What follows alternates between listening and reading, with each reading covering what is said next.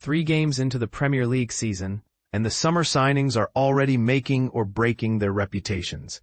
The frenzy of spending has left fans and pundits scrambling to assess whether these million-dollar moves will pay off or crumble under the weight of expectation.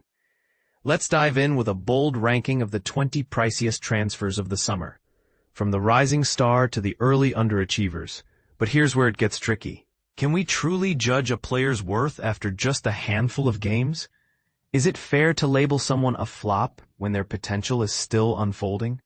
Let's debate it.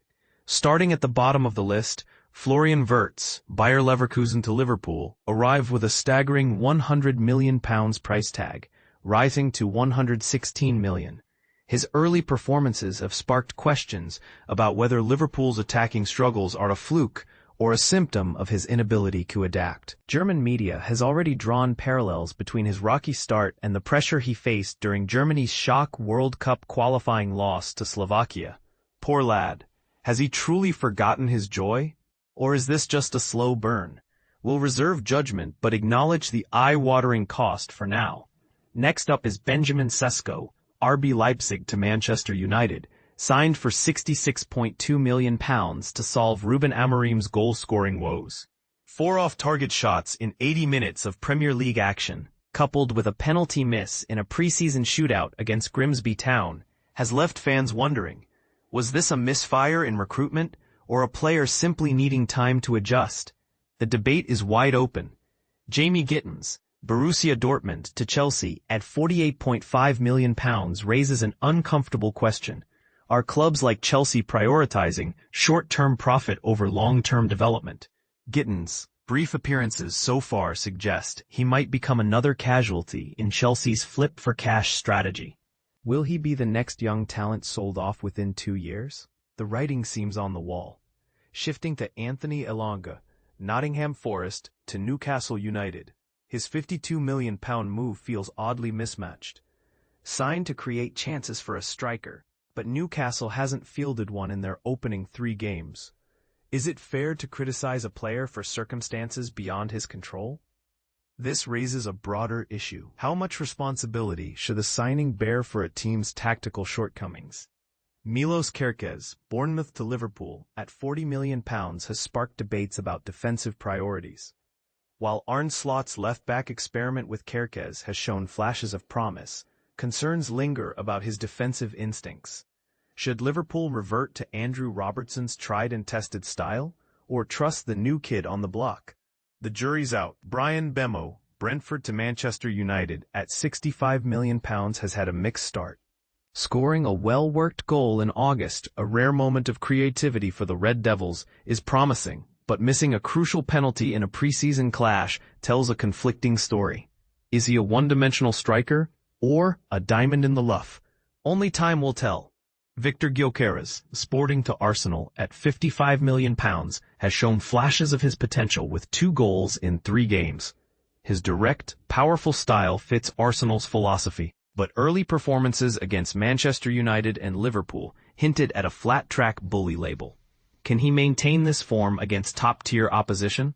Or is this just a honeymoon period? Noni Madueke, Chelsea to Arsenal, at £48.5 million, has sparked a humorous petition, not to Madueke, among Gunners fans. While the petition's tone is tongue-in-cheek, Madueke's early performances suggest he's living up to his price tag. But will he become a fan favorite, or another flash-in-the-pan transfer? The Gunners supporters are divided.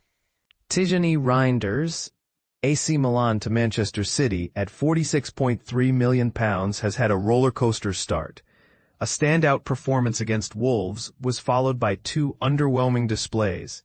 Is this a sign of inconsistency, or simply the pressure of adapting to City's high-octane system?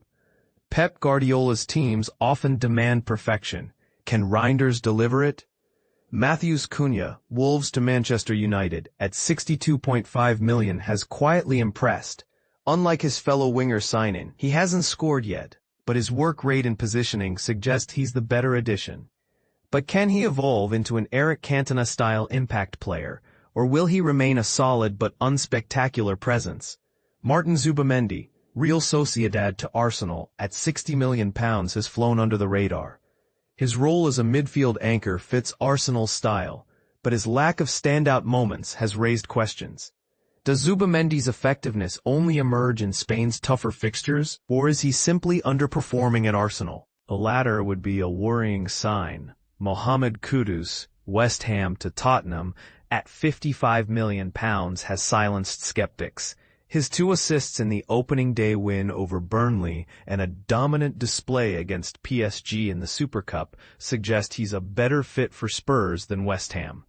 But is his price tag justified by his current form, or is this just a temporary hot streak? Hugo Ekitike, Eintracht Frankfurt to Liverpool at £69 million, is caught in a tough spot. Despite scoring 3 goals and an assist in 4 games, his starting place is under threat with Alexander Isak's arrival. Is it fair to expect him to stay positive and compete for a bench role? Or is Liverpool's squad depth a blessing or a curse? And finally, the standout of the summer, João Pedro, Brighton to Chelsea at £55 million. With 2 goals and 2 assists already, he's shown the makings of a world-class striker. Is this the missing piece Chelsea's attack has been craving? Or is this just the beginning of a longer journey?